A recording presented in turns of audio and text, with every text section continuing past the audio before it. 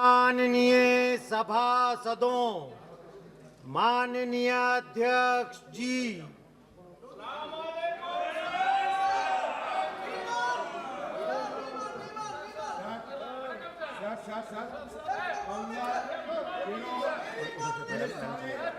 जम्मू कश्मीर के खिलाफ उत्तर प्रदेश की चीफ मिनिस्टर जिस तरीके से खिलौने केरल, बंगाल और जम्मू कश्मीर निंदाजनक भाषा इस्तेमाल करते हैं सर, ये बहुत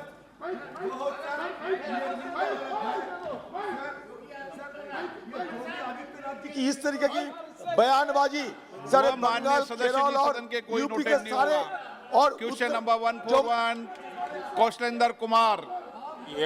141 प्रश्न सर। उत्तर माननीय मंत्री जी, सर उत्तर सभा पटल पर रख दिया है।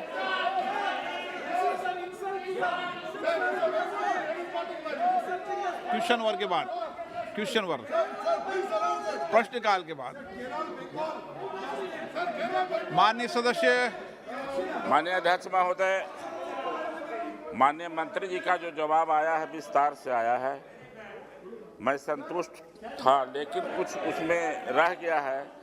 मेरा माननीय मंत्री जी से प्रश्न है कि उन्होंने राष्ट्रीय परिवार स्वास्थ्य सर्वेक्षण 4 और 2015-16 के आधार को लिया है। अब प्रश्न उठता है कि सरकार को पिछले 6 वर्षों में भी सर्वेक्षण कराना चाहिए था, लेकिन नहीं कराया गया, क्योंकि थायराइड जो मोटापा की जानलेवा बीमारी है, यह बीमारी बढ़ रही है, विशेषकर उत्तरी भारत में, तो यह एक समस्या हो गया है।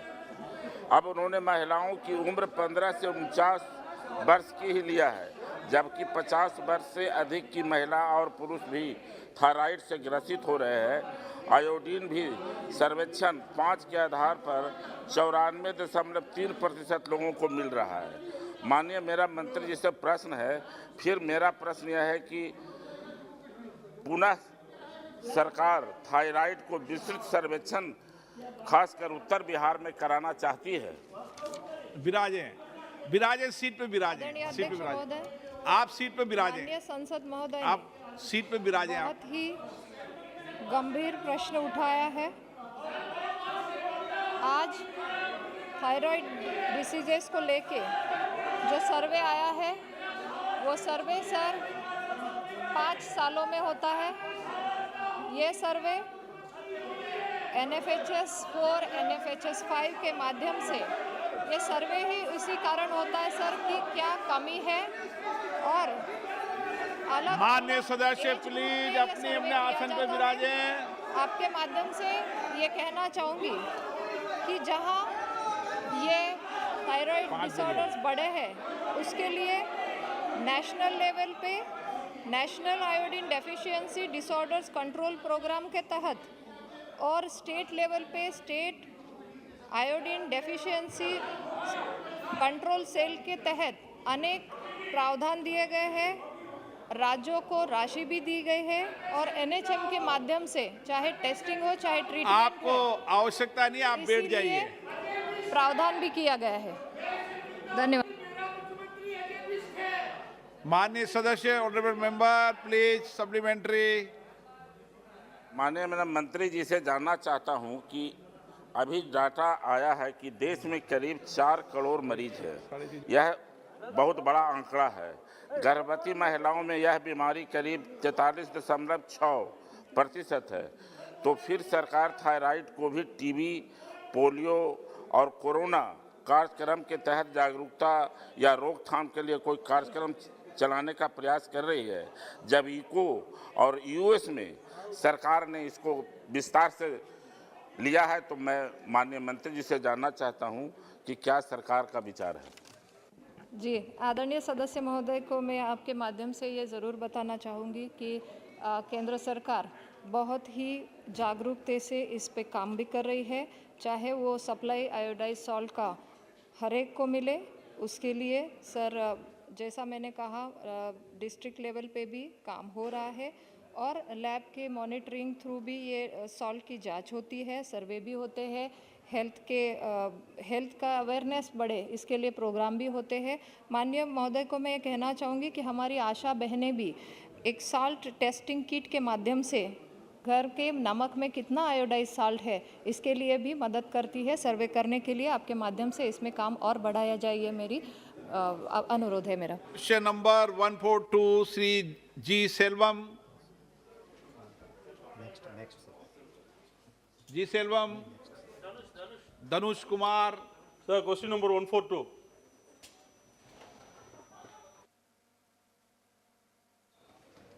Manya Adhyaksh ji, the statement is laid on the table of the House. மாண்புமிகு தலைவர் அவர்களே, சித்த மருத்துவத்தில் தந்தையாக கருதப்படுகின்ற அகஸ்திய மாமுனிவர் வாழ்ந்த மலை எங்கள் தென்காசி மாவட்டத்தில் உள்ள आप नोटिस दे दें। Yes, sir. नोटिस दिया है? Yes, I gave. आधे घंटे पहले आप an over report notice. Okay, I will speak in English. Okay.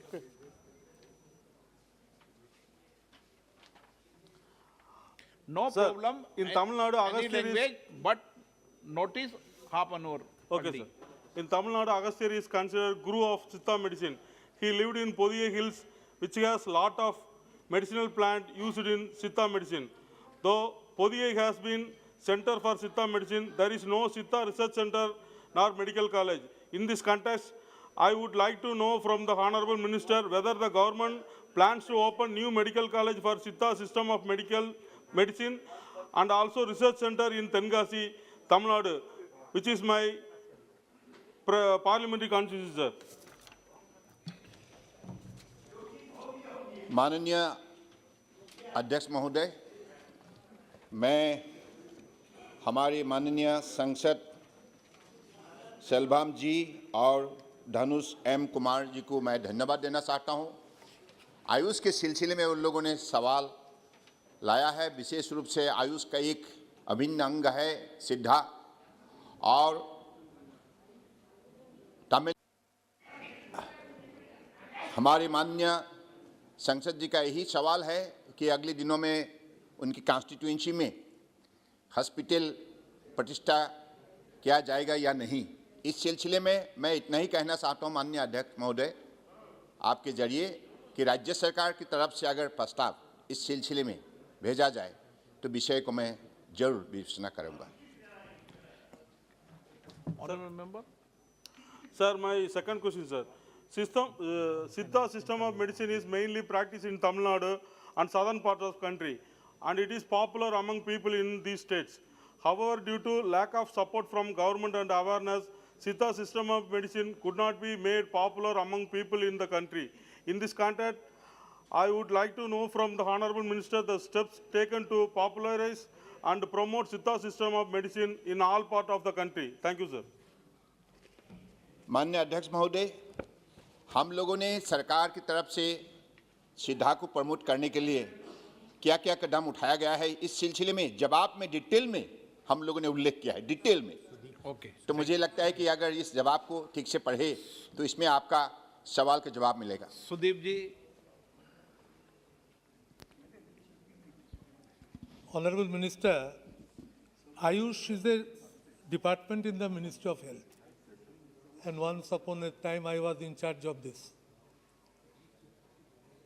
I have a Unani hospital in my constituency, very big scale, and Unani treatment I am habituated with. Problem is these hospitals are not getting enough fund. Whether the total allocation is being made through the central government, any special ideas have been floated.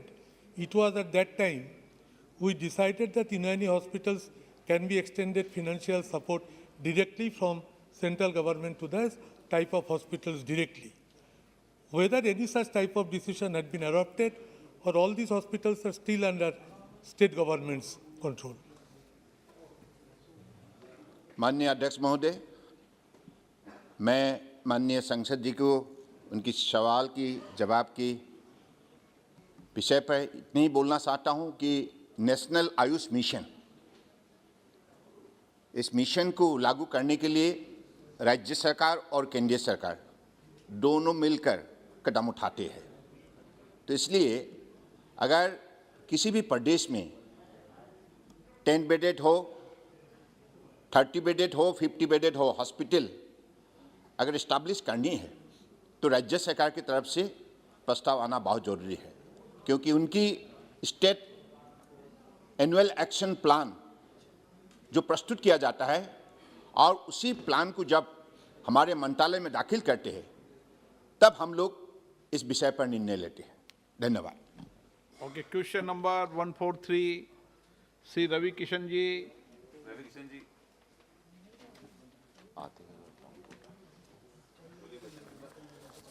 Question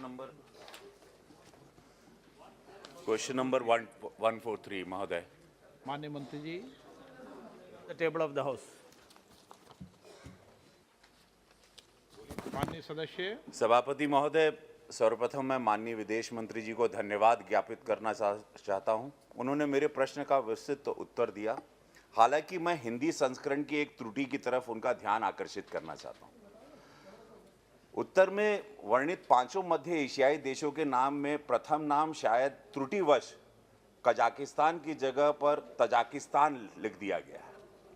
महोदय, इस सम्मेलन की मुख्य बात यही थी कि शिखर सम्मेलन तंत्र को संस्थानिक रूप देने के लिए आपसी संबंधों को प्रगाढ़ता सुनिश्चित करने में के लिए नई दिल्ली में एक सचिवालय स्थापित किया जाएगा। क्या इसका कोई फ्रेमवर्क तैयार कर लिया गया है और ये कब तक, यदि हाँ तो कब तक स्थापित कर दिया जाएगा? इसके अधिकार क्षेत्र में आने वाले प्रमुख विषय क्या होंगे महोदय? जी मंत्री। Sir, the first India Central Asia Summit was held on 27th of January, and it coincided with the 30th year of India's establishment of diplomatic relationship with the Central Asian countries. And I would say that the historic outcome of the summit was as the honorable member mentioned, institutionalization of the summit mechanism, which will be held once in 2 years. So I would say that this reflects the common desire of the leaders of India and Central Asia countries, and the institutional mechanism, including the secretariat, the establishment of that is being worked out. Honorable member, माननीय सदस्य, supplementary. जी अध्यक्ष महोदय, विभिन्न विषयों में जैसे राजनीतिक मामले, सहयोग, व्यापार, संवर्धन, पर्यावरण एवं रक्षा सहयोग यदि पर मंत्री स्तर का प्लेटफॉर्म तैयार करने की बात की गई थी। मेरा प्रश्न ये है कि इसके अतिरिक्त गैर सरकारी संस्थान जैसे व्यावसायिक चैम्बर्स, औद्योगिक घराने, प्रबुद्ध व्यक्तियों के आपसी संपर्क, सहयोग के बारे में भी क्या कोई निर्णय लिया गया? यदि हाँ तो ब्यौरा देने का कृपया मंत्री जी कष्ट करें। इसका किसी भी तरह के दुरुपयोग को रोकने के लिए चेक्स एंड बैलेंस क्या होंगे? कृपया। Sir, of course, any such engagement, it will include our engagement in the field of business, the bilateral relations within that, people-to-people ties. India and Central Asian countries enjoy a very long history of people-to-people ties. So all the aspects that has been mentioned, that becomes part of the ties, and how we can improve that. From time to time, necessary steps will be taken. Sri Ravinder Kushwaha, Sri Gaurav Gogoi. धन्यवाद अध्यक्ष महोदय। Central Asia Bharat के लिए strategic importance आज के वर्तमान परिस्थिति में रखता है। अफसोस की बात यह है कि 27 जनवरी को ये समिट वर्चुअल हुआ, क्योंकि 26 जनवरी को रिपब्लिक डे में इन देशों को न्योता दिया गया था, पर वो आए नहीं। वो न आने का कारण क्या हमने उन देशों को बोला कि आप मत आइए, कोविड है, या उन्होंने बोला कि हम कोविड के लिए नहीं आ सकते? पता नहीं, क्योंकि 8 दिन बाद यही देश के नेता चाइना में जाके उन्होंने फिजिकल मीटिंग की वहाँ के सरकार के साथ। और प्रश्न क्या? सर, और चाइना के साथ $40 बिलियन का इनका ट्रेड है, जबकि भारत के साथ $2 बिलियन का ट्रेड है वर्तमान में। तो तुर्कमेनिस्तान की जो सरकार है, उन्होंने विशेष रूप से दरखास्त की कि 2015 में भारत सरकार ने तापी पाइपलाइन पर हमने अपनी कमिटमेंट दी। वर्तमान में मैं सरकार से पूछना चाहूँगा कि आज भारत की सरकार इस तापी पाइपलाइन को लेके क्या कमिटेड है? क्योंकि अफगानिस्तान में आज तालिबान की एक सरकार है, पाकिस्तान के साथ भी सिक्योरिटी रिस्क है। तो तुर्कमेनिस्तान की जो ये दरखास्त है कि तापी पाइपलाइन पे भारत और सक्रिय हो, इस पे केंद्र सरकार का क्या रवैया है? धन्यवाद। Sir, as the honorable member mentioned, the invitation to the heads of states of these 5 countries were extended much earlier to attend the Republic Day of India as well as the India Central Asia Summit. But as we all know, the COVID situation that prevented the physical visit of these heads of state to India. So it couldn't happen. But at the same time, I'm sure that all the members will appreciate that the summit happened in the virtual format. And also all the members in the participants in the virtual summit, they brought out a declaration reiterating the commitment to take forward this engagement, to establish an institutional mechanism, to have a summit once in 2 years. So I must say that for the benefit of all the members, that our relationship with any country, it doesn't depend upon their relationship with any other third country. So India has engagement with any country in the world with the consideration of mutual bilateral benefit and our improvement of our relations. Sogat Rai ji. Sogat Rai ji. Sir, sir, this is a very important question, and Mr. Jaishankar should have been present here. I saw in the papers that he had gone to 6-day visit to Australia. He is new to this system. You please advise him to be present while the parliament session is on, so that we can get proper reply from वो the मुझे minister. सूचना देकर गए number हैं। 2, sir आपको जरूर बताया होगा, इस समय जाने का 2 दिन बाद जाते। मैंने अनुमति दी है उनकी। मैंने अनुमति दी है नहीं, ना। सर, क्योंकि ये एक मंत्री को अच्छा, is he a ये demean minister? करता है ना सर, क्योंकि Rijiju is minister for external affairs. Why is he responsibility है, trying? वो ऐसा अरे नहीं, आपका ये स्टेटमेंट सही नहीं है, क्योंकि मंत्री के बदले में he is दूसरे मंत्री भी answering. स्टेटमेंट दे सकते हैं। Sir, you are allowing this. No, but how come you said that he should have विदेश been here? allowing this. नहीं सर, ये ठीक नहीं है, बिल्कुल ये गलत बात है। नहीं, why he should? सर, मेरा सवाल, मैं सवाल में आता हूँ। सर, ये जो 5 रिपब्लिक है, ये इसको बोला जाता है फॉर्मर सोवियत रिपब्लिक। ये सब सोवियत यूनियन में थे। अरे भाई बैठो ना, थोड़ा समझो, थोड़ा समझो।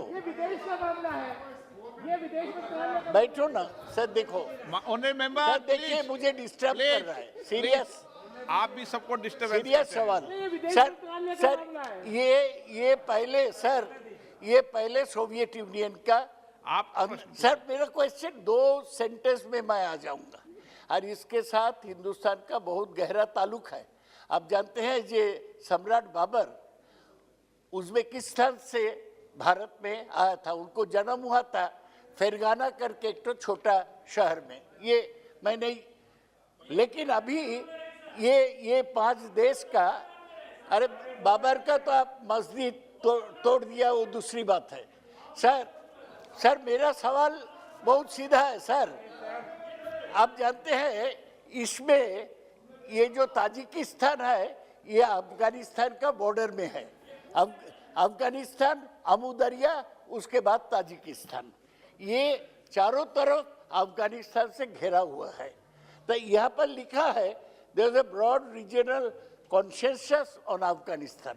Afghanistan, because of the Americans' fault, is today in the hands of Taliban, and it is threatening, since it is the way to India, it is threatening the security of the country. May I know from the Honorable Minister, what was the broad regional consensus on Afghanistan, which is being ruled by extremist Taliban forces which are hostile to India? Minister would please tell us what was the broad regional consensus. Just talk or some concrete Sir, action. before going to the answer to the question raised by the honorable member, the earlier question regarding the TAPI project, of course, it was discussed and emphasized by the Turkmenistan president during the summit. and discussions are ongoing at the level of TAPI consortium partners on the business principles of this TAPI project.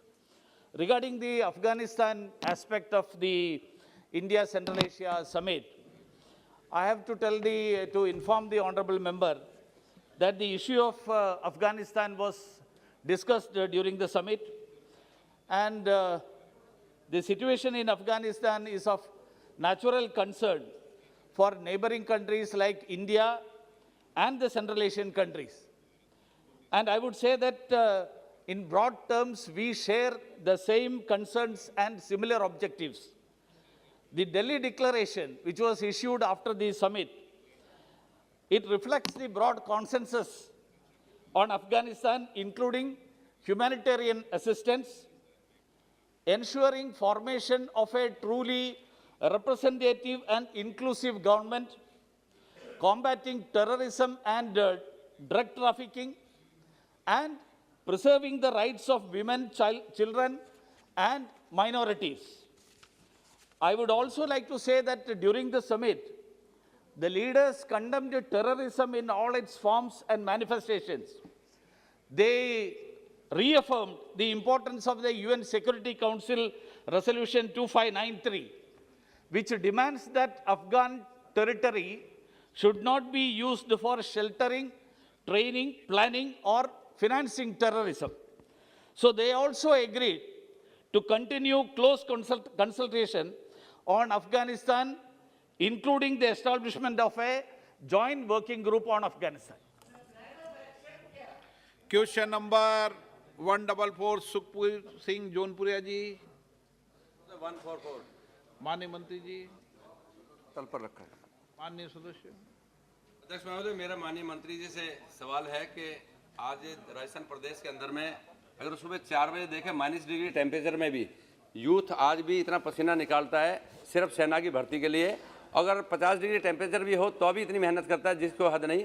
मैं इस बात का निवेदन करना चाहता हूं कि 12 नवंबर 2020 को भी मैंने पत्र माननीय मंत्री जी को लिखा था कि मेरे संसदीय क्षेत्र और राजस्थान में युवाओं के लिए सेना की खुली भर्ती की जाए।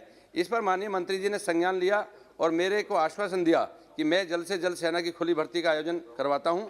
माननीय मंत्री जी का मैं आदेश के आते मेरे संसदीय क्षेत्र के जिला टोंक, सीकर और जयपुर में 8 मार्च से लेकर 30 मार्च तक 2021 को सेना की खुली भर्ती का आयोजन किया गया, जिसमें लाखों युवाओं ने भाग लिया, जिसमें से लगभग 17,000 नौजवानों ने फिजिकल टेस्ट और मेडिकल टेस्ट में परीक्षा पास कर ली। युवाओं की अभी तक लिखित परीक्षा नहीं हुई। मेरा माननीय मंत्री जी से निवेदन है कि उनकी रिटर्न परीक्षा हो तो उनका कहीं न कहीं नंबर आ जाए और वो सेना में भर्ती हो जाए। माननीय मंत्री जी जवाब दें।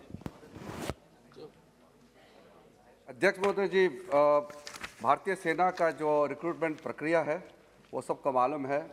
देश भर में अलग अलग जगह में इसका रीजनल हेडक्वार्टर है। आर्मी, आप फिर जवाब दे सर, इसको थोड़ा रुकाइए, ये बहुत ज़्यादा डिस्टर्ब कर रहे हैं।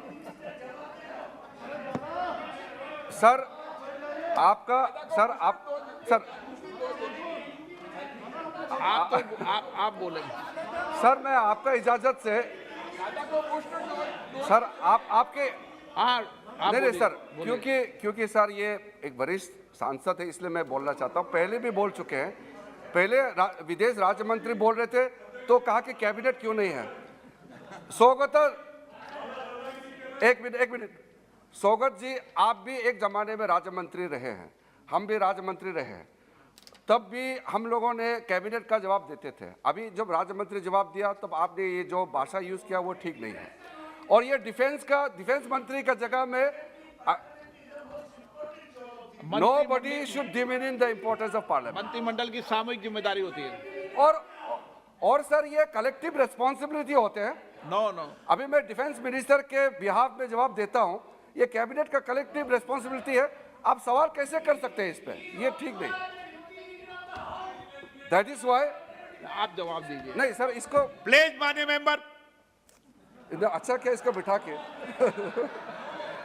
तो सर राजस्थान से बड़ी संख्या में जो रिक्रूटमेंट रैली हुए थे उसमें पार्टिसिपेट किए हैं। और माननीय सदस्य हमारे साथी राजस्थान से सांसद सुखबीर सिंह जौनपुरिया जी ने सही कहा कि राजस्थान से काफ़ी मात्रा में रैली में भाग लिया, और जब 47 रैलीज कंडक्ट किया गया देश भर में, उसमें कोविड का सिचुएशन आ गई जुलाई के महीने में गंभीर रूप से, तो रिक्रूटमेंट का प्रोसेस को रोक दिया गया है। और ये परमानेंट रुका नहीं है सर, क्योंकि अभी भी कोविड का नया वेरिएंट का इस देश में प्रकोप है, तो इसमें कुछ इसको विलम्ब हो रहा है, वो कारण सबको मालूम है। लेकिन मैं आश्वासन देना चाहता हूँ इस सदन को कि जितना जल्दी हो सके रिक्रूटमेंट प्रोसेस, जो medical test, physical test, written test, document सब हो चुके हैं, बाकी जो फाइनल जो होगा, वो फाइनल रिटन टेस्ट जो होगा, वो टेस्ट भी जल्दी होगा जैसे ही माहौल ठीक हो जाएगा। Honourable member. अध्यक्ष महोदय, राजस्थान में कहावत कहते हैं, मैं दानिश अली जी और शौकत राय जी की बात कहना चाहता हूँ कि सवाल मेरा, जवाब मंत्री दे रहा। हाँ। अब वो तो मैं कह नहीं सकता, सब तो यहाँ, पर बीच में आपको कहाँ से परेशानी हो रही है, समझ में नहीं आ रही बात। मेरा माननीय मंत्री से निवेदन है आप इधर कि आपके माध्यम से मैं कहना चाहता हूँ कि जिस हिसाब से भर्ती की बात कही है कि अभी कोविड में वाकई डिले है, लेकिन कोविड होने के नाते और बहुत सी भर्तियां चालू हैं, तो मेरा निवेदन है कि जल्द से जल्द वो रिटन टेस्ट कराए जाएं ताकि वहाँ के बच्चों को मौका मिले और टोंक और सवाई माधोपुर के बच्चों को अलग से भर्ती का मौका मिले। धन्यवाद, जय हिंद। पहले भी आश्वासन दिया, अभी सेना के अधिकारियों से, डिफेंस मिनिस्ट्री का ऑफिशियल सबसे बात करके ये जानकारी मैंने प्राप्त किया है, और जितना जल्दी हो सके ये जो रिक्रूटमेंट का हाफ वे में जो अधूरा है उसको जल्दी से जल्दी पूरा किया जाएगा। मैं आश्वासन देना चाहता हूं माननीय सदस्य को। श्री अशोक नेते, उदय प्रताप सिंह जी। माननीय अध्यक्ष जी, मैं आपके माध्यम से माननीय मंत्री जी से आग्रह करना चाहता हूं, जो सेना में भर्ती जो होती है, जैसे मध्य प्रदेश से 7,000 बच्चे 3 सालों में निकाले, हरियाणा से 12,000, हिमाचल से 12,000, जम्मू कश्मीर से 9,000, राजस्थान से 14,000। ये ऐसा नहीं है कि मध्य प्रदेश से बच्चे जाना नहीं चाहते, चूँकि ये जो सेना भर्ती के कार्यालय हैं, जो आपके जो AROs ऑफिसेज हैं, उनकी संख्या मध्य प्रदेश में कम है।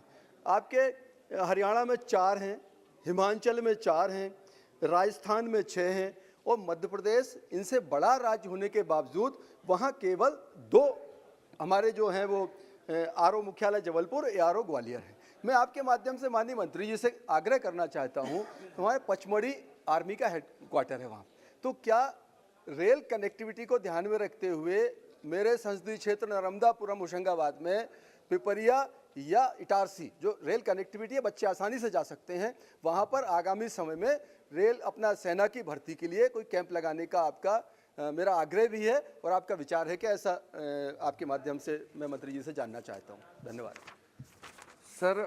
देश भर में इस वक्त रिक्रूटमेंट जो चलते हैं आर्मी के, टोटल 11 जोन में बटे हुए हैं, और 48 रेजिमेंटल सेंटर्स हैं, और 2 गुरखा रेजिमेंट का ऑफिसर्स हैं, और एक इंडिपेंडेंट रिक्रूटमेंट ऑफिस नई दिल्ली में होते हैं। मध्य प्रदेश में जहाँ से माननीय सदस्य जी आते हैं, वहाँ जबलपुर में रिक्रूटमेंट ऑफिस का हेडक्वार्टर है। उसके अलावा आर्मी रिक्रूटमेंट सेंटर है ग्वालियर में, मऊ में और भोपाल में, टोटल 4 है। और सही कहा, मध्य प्रदेश बहुत बड़ा राज्य है, लेकिन इस वक्त जो व्यवस्था बनाया हुआ है उसके हिसाब से रिक्रूटमेंट जहाँ जहाँ रिक्रूटमेंट सेंटर है उसका जो कॉरेस्पॉन्डेंट एरिया है उसके हिसाब से अभी ठीक है। और बाकी कोई अनुरोध है, जैसे उन्होंने रेल कनेक्टिविटी से जोड़ते हुए जगह का नाम लिया, वो मंत्रालय को उसको बताएंगे कि इसमें क्या कर सकता है, लेकिन इस वक्त जो व्यवस्था है वो सही है। अरविंद सावंत जी। माननीय अध्यक्ष जी, thank you so much. If you look at the answer, you have not recruited since July 2021. Now the issue is that the centers we have mentioned, as you have rightly pointed out, in Madhya Pradesh only 4. These centers are in Maharashtra, Pune, Mumbai, Nagpur, Aurangabad. These are all metropolitan cities. And recruitment ratio, if you see, the recruitment ratio is rural area 78.32 and urban areas 21.68. Again in 2019-20, rural area 77.20, urban area 22.80. अब ये जो difference क्यों आ रहा है उसके reason के मुताबिक जाना पड़ेगा। सर, गरीब के बच्चे इतना लंबा नहीं आ सकते, सबसे बड़ी बात है। आपके 4 सेक्टर्स है ना, उनको कहो कि सब सेक्टर्स करो आप। अगर आप औरंगाबाद में करते हो या नागपुर में करते हो, संभाजी नगर कहते हैं हम, तो नागपुर आप सोच लो गढ़चिरौली और वहाँ का लड़का, गरीब का लड़का कैसे आएगा, उसके पास कहाँ से आएगा? तो you should have some sub centers. I mean, you can have a filtration over there, and those who are finally decided आपका he is प्रश्न physically क्या है? fit can be recruited. Likewise, मंत्री are जी। you going to do that or not? And when are you going to do the next recruitment? Sir जैसे महाराष्ट्र के बारे में कहा गया, महाराष्ट्र और गोवा इसका जॉइंट सेंटर भी कोल्हापुर में है, और नागपुर, मुंबई, पुणे तो आपका हेडक्वार्टर है ही है। आपको मैं ये बताना जरूरी समझता हूँ कि जो रिक्रूटमेंट सेंटर मतलब वही के लोगों का रिक्रूटमेंट करता है ऐसे नहीं है, वो तो जोन है, और उसके बाद रिक्रूटमेंट रैली उस एरिया में कहीं भी कर सकते हैं। और आर्मी का एक पॉलिसी है कि जिस जगह से कम आते हैं रिक्रूटमेंट, जहाँ से रिप्रेजेंटेशन कम है, वहाँ को लाने के लिए भी प्रक्रिया है। इसलिए ऐसा नहीं है कि रिक्रूटमेंट जहाँ है उसी के लोगों को रिक्रूटमेंट करते हैं। और जैसे पुणे में सेंटर है, और पुणे में कई और जिले हैं जहाँ जाके रिक्रूटमेंट रैली भी करा सकते हैं, इसलिए कोई ज़रूरी नहीं है। और आप निश्चिंत रहिए, महाराष्ट्र का बहुत प्रोग्रेसिव स्टेट है और अच्छा संख्या में इंडियन आर्मी में महाराष्ट्र का रिप्रेजेंटेशन है। श्री बी मेहताब जी। धन्यवाद sir. So I need a clarification from the minister who is actually answering on behalf of the defense minister. He's capable. The only thing is I want to understand, 3 figures have been given in the answer sheet. In the first part, जहाँ 3 साल की recruiting year में total intake 18-19 में 53,431 लिखा है और 19-20 में 80,572। और in the second page, that is annexure referred to reply, I need your indulgence sir, इसमें state wise intake last 3 years में लिखा है वैकेंट एलोटेड 18-19 में 57,040 और 19-20 में 87,152। ये 2 में अंतर है। और जो नीचे जो है टोटल, ये टोटल जो है ये है 78,692। ये 3 फिगर अलग अलग है एक ही ईयर का। पोस्ट वैकेंट क्या है, रिक्रूटमेंट किया हुआ है, और ये जो पोजीशन है टोटल रिक्रूटमेंट हुआ है। ये 3 फिगर क्या है, जरा हमें समझा दीजिए। जैसे मैंने कहा कि सर जो आर्मी का वैकेंसी होता है, आर्मी, नेवी, एयरफोर्स का जैसे वैकेंसी क्रिएट होता है, रिटायरमेंट होते हैं, उस हिसाब से रिक्वायरमेंट प्रोजेक्ट करते हैं, फिर रिक्रूटमेंट ड्राइव करते हैं। उसमें अगर वो कोई पर्टिकुलर फिगर के बारे में जानना चाहता है तो मेरे पास उस फिगर को कैलकुलेशन करने का अभी तो समय नहीं है। वो मैं आश्वासन दूंगा कि आपको फिगर पे कोई भी मंत्री इतना जादूगर नहीं होता है कि फिगर को यहाँ कैलकुलेट कर सके, लेकिन मैं आश्वासन दूंगा सर, वो वरिष्ठ सांसद है, बहुत सालों से हम लोग साथ में हैं, उसने क्वेरी लगाया, मैं आश्वासन दूंगा जरूर आपका अगर एरर है कैलकुलेशन में बताऊंगा। लेकिन डिफेंस मिनिस्ट्री बहुत ही सेंसिटिव, बहुत केयरफुली काम करते हैं, और अगर कोई एनोमली है तो ठीक किया जाएगा, मगर इंटेंशन प्रिंसिपल में कोई कमी नहीं है। Question number 145। Sir question number 145। GT Namgyal. Question number 145 sir.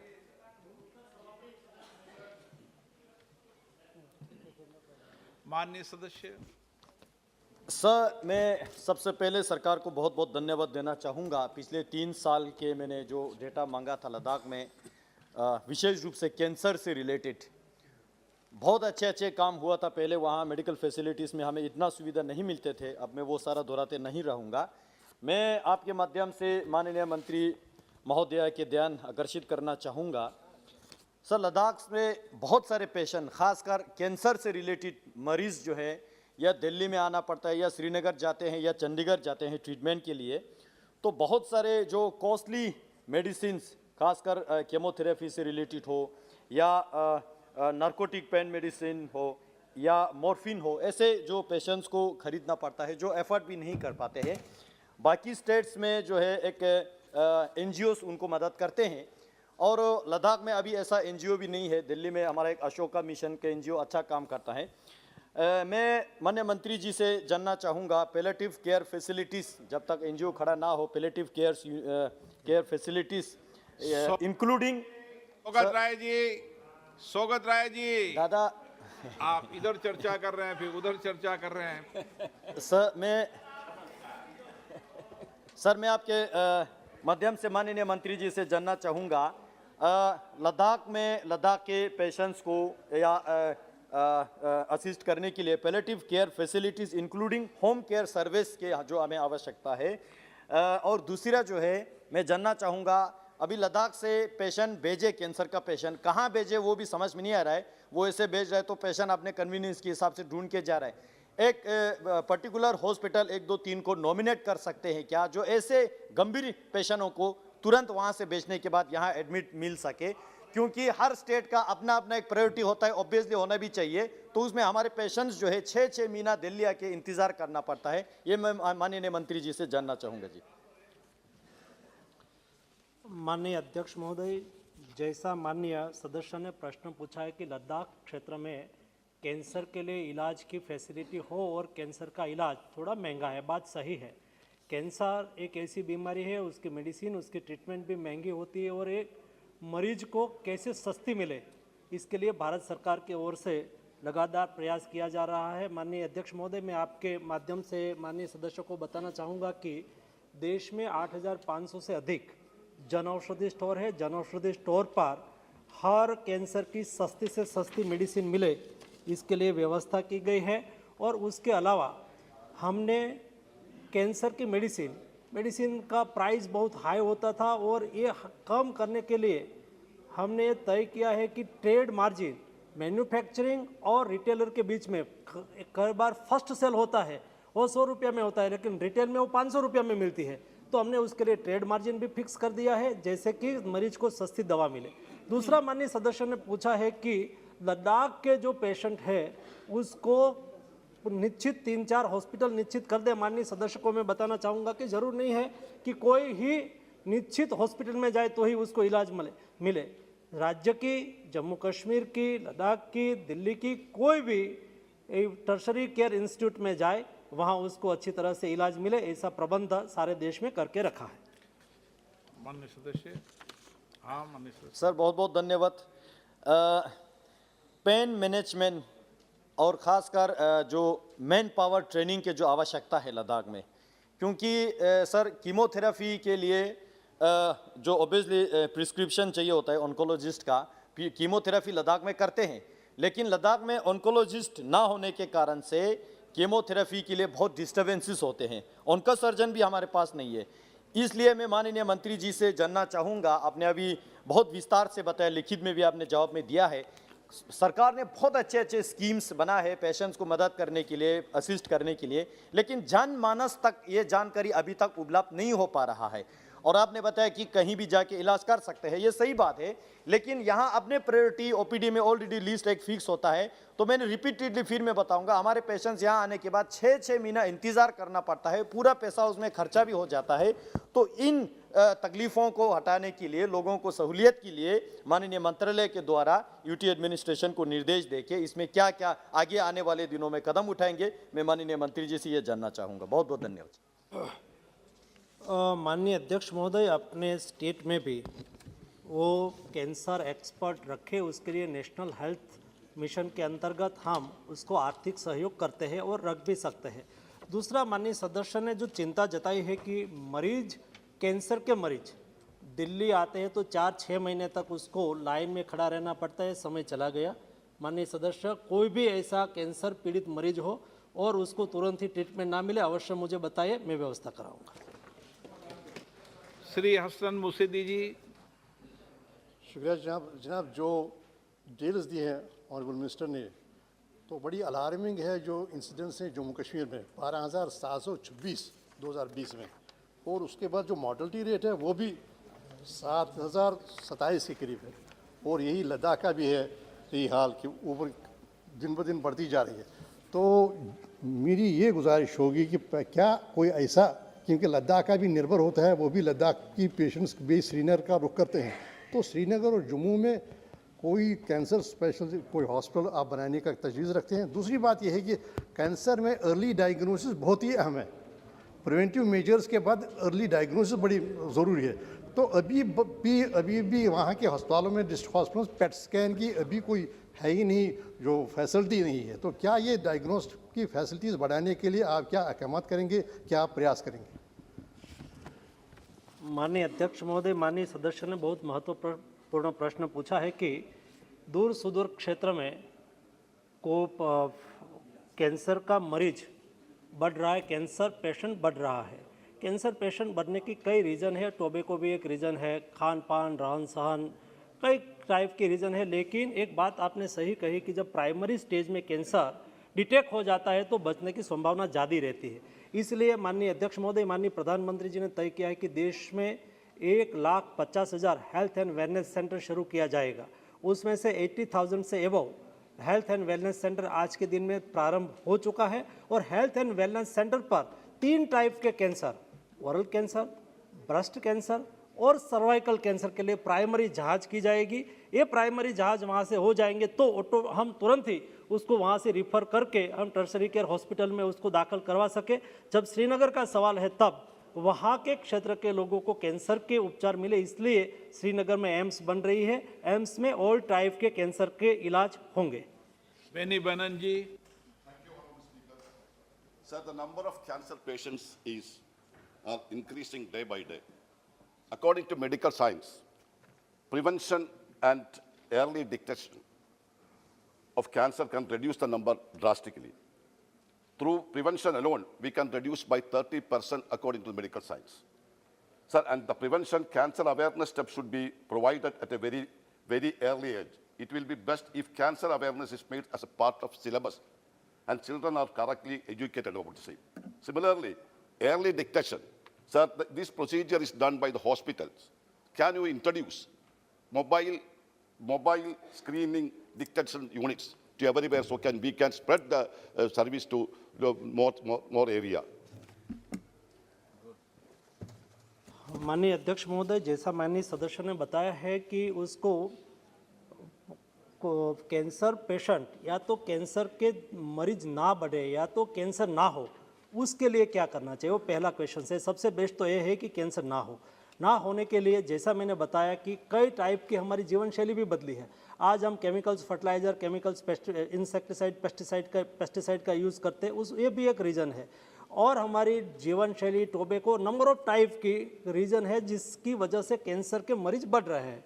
एक कैंसर के मरीज बढ़ने से रोकना it's one thing, and second things is it that हम कोई कैंसर हो तो अर्ली डिटेक्शन कैसे हो जाए, और अर्ली डिटेक्शन हो जाने के बाद उसका अर्ली इलाज हो जाए तो हम पेशेंट को बचा सकते हैं। और इस दृष्टि से सारे देश में, जैसा मैंने पहले बताया, हेल्थ एंड वेलनेस सेंटर के माध्यम से हम कोशिश कर रहे हैं। और एक माननीय सदस्य ने वो भी जानना चाहा है कि क्या आप उसको मेमोग्राफी किस तरह से कर पाओगे, क्या आप मोबाइल से स्क्रीनिंग करके कर पाओगे। कई हॉस्पिटल में ये सुविधा क्रिएट हुई है, कई एनजीओ ने भी ये सुविधा क्रिएट की है, कई प्राइवेट हॉस्पिटल में भी ये सुविधा हुई है, कई सेंट्रल गवर्नमेंट के हॉस्पिटल में ये सुविधा हुई है, जिसमें मोबाइल वान मेमोग्राफी स्क्रीनिंग मशीन लगा हुआ होता है। वो गांव में जाते हैं, कैंप करते हैं और वहाँ ही डायग्नोसिस हो जाए तो उसको ट्रीटमेंट के लिए लाए जाते हैं। Because in my constituency alone, it will be more than 50,000. Now you have stated that total 57,155 cases of incidence of cancer in the state of Kerala in the year 2020. Is it realistic? In my constituency alone, sir, there is more than 50,000. How this statistical data has arrived? Kindly could the minister? मैंने उनको allow नहीं किया, आप जवाब भी मत, आपने सुन लेंगे तो मैं जवाब नहीं दे सकता हूँ sir. V Kalanidhi ji.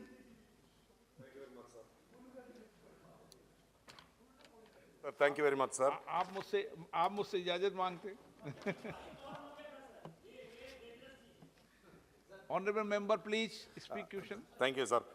Sir, in the reply, I see that there is a scheme where the government is providing financial assistance using Rashtriya Arogya Nidhi, where up to 15 lakhs is being provided, and Health Minister's discretionary grant, that is another 1.5 lakhs which is being provided for the poor. I am not sure how many members are aware of this, because we only usually write only to the PM, Prime Minister's National Disaster Relief Fund. So can we members apply for this? And the other one is, as the other honorable member. Yes, please answer. मंत्री जी, ये महत्वपूर्ण प्रश्न है, ये तो सब जानना चाहेंगे. माननीय अध्यक्ष महोदय, माननीय सदस्य ने जानना चाहा है कि मंत्री का पावर है जो मरीज को मदद कर सके. उससे बीपीएल लाभार्थी कोई मरीज हो, कैंसर जैसी गंभीर बीमारी हो, ऐसी स्थिति में मंत्री जी को पावर दिया गया है कि वो सरकारी अस्पताल में उसका इलाज के लिए 20 लाख तक का सहयोग कर सकते हैं. मैंने अभी उपयोग नहीं किया है, वैसे ही हो जाता है. ये पहली बार पता चला है सांसदों को. अभी तक प्रधानमंत्री सहायता कोष का ही पता था. Question number 146, Shri SR Parthiban. Minister. माननीय मंत्री जी, 146. माननीय अध्यक्ष महोदय, उत्तर सभा पटल पर रखा गया है. क्वेश्चन नंबर के सुरेश जी, आपको इसलिए नहीं पूछने दे रहा, बार बार में बिना इजाजत के उड़ते हो, इसलिए इजाजत नहीं दे रहे आप.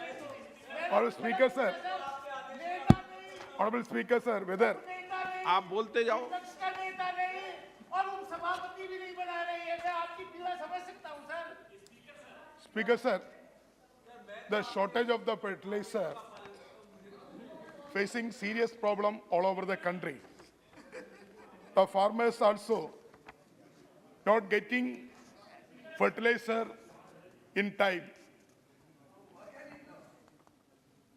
and also increasing the price of fertilizer also not affordable by the farmers. I would like to ask Honorable Minister whether the government or Ministry of Fertilizer and Chemicals has taken immediate step for availability of the fertilizers and also reasonable price of the fertilizers. माननीय अध्यक्ष महोदय, देश में उर्वरक की कोई कमी नहीं है, पहली बात ये. दूसरी बात यह है, माननीय सदस्य ने ये जानना चाहा है कि फर्टिलाइज़र की प्राइस सस्ते दर में किसान को फर्टिलाइज़र मिले. माननीय अध्यक्ष महोदय, मैं आपके माध्यम से ये माननीय सदस्य को बताना चाहता हूँ कि देश में 300 से 325 लाख मेट्रिक टन यूरिया की रिक्वायरमेंट होती है. 250 से 255 लाख मेट्रिक टन यूरिया देश में इंडिजिनियस मैन्युफैक्चरिंग होता है और 60 से 17 लाख मेट्रिक टन यूरिया हमें इंपोर्ट करना पड़ता है. माननीय अध्यक्ष महोदय, जब सस्ते दर में पहुंचाने की बात है तो मैं बताऊं, उसके समय में जो प्राइस तय किया गया था वही प्राइस यूरिया की रखी हुई है. 7.5 साल में हमने एक भी रुपया बढ़ाया नहीं है. लेकिन इंटरनेशनल मार्केट में यूरिया की प्राइस हो गई $900. $900 मतलब 2,750 रुपया.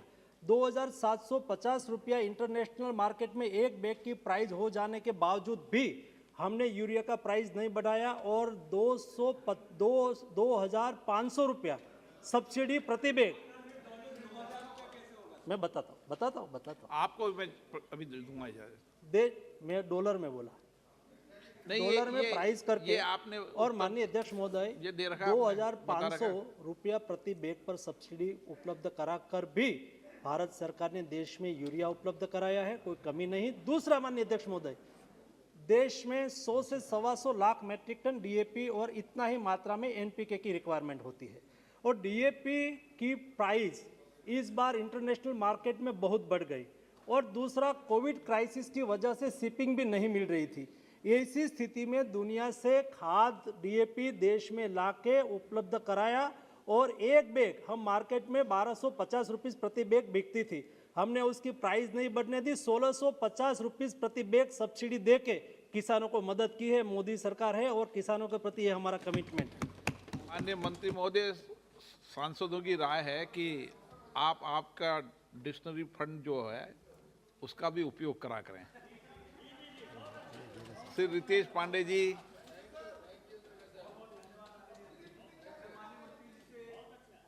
से सवाल पूछना चाहता हूं। हमारे ग्रामीण इलाके में एक शिकायत बहुत कसके है कि डीएपी और पीके के जो बैग्स होते थे वो पहले 50 केजी के होते थे, अब उनको घटा करके 45 केजी कर दिया गया है।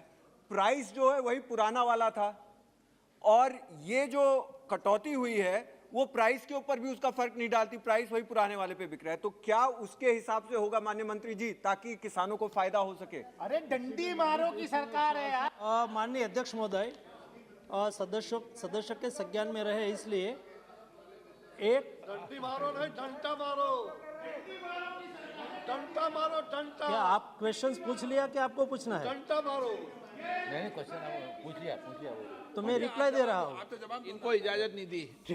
माननीय अध्यक्ष महोदय, हमने एक डीएपी की बैग तो 50 केजी की ही है, उसमें कोई कटौती नहीं की है। यूरिया की बैग में 5 केजी कम किया है, उसके मुताबिक हमने प्राइस भी कम किया है। पर केजी जो प्राइस था वही प्राइस रखा है, इसलिए कोई बर्डन किसान के ऊपर नहीं आया।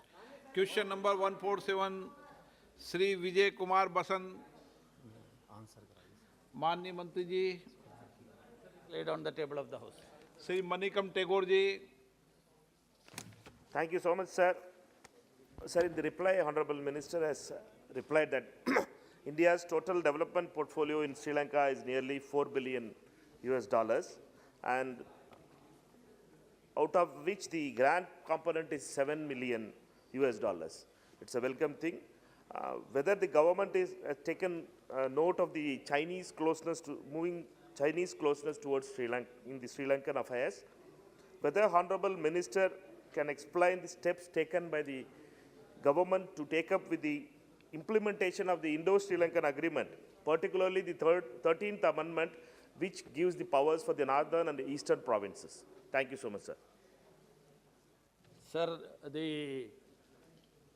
during the last 7 years of the government of Sri Narendra Modi ji, our foreign policy has received more attention and focus, and it has reflected in the ties with our neighbors also.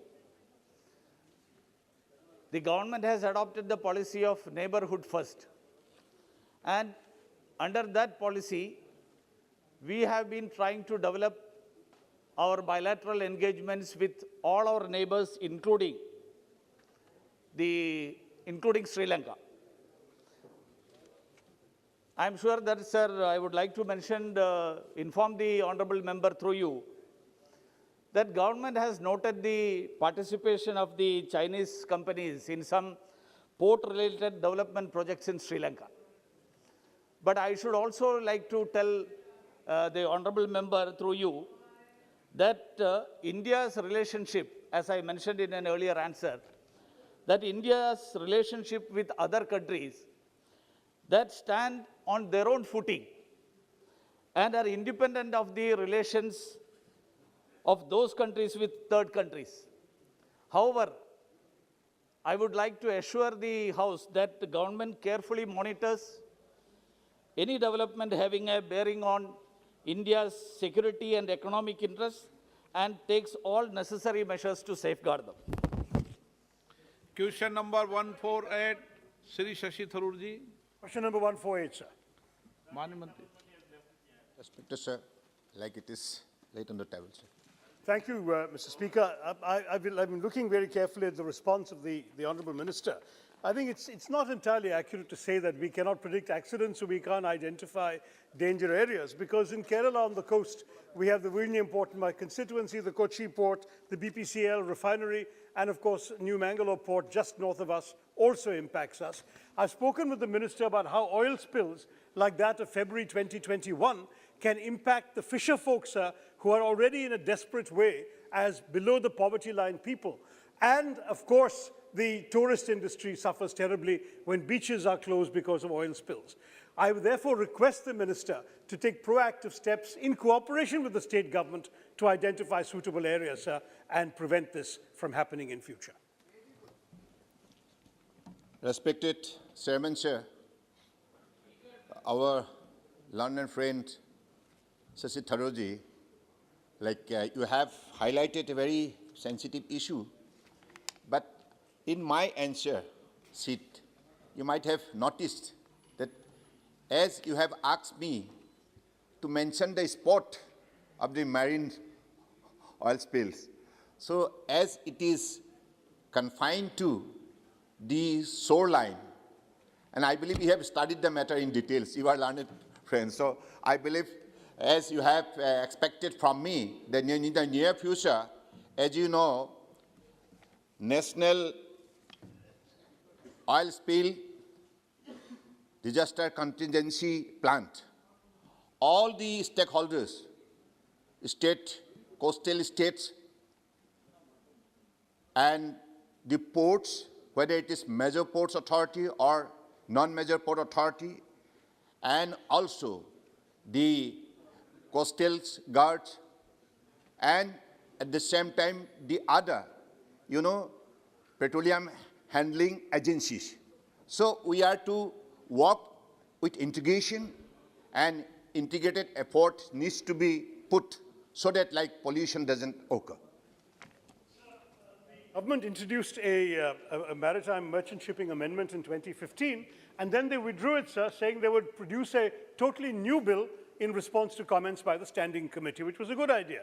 Unfortunately, they have not introduced the bill for the 7 years since they withdrew the previous bill.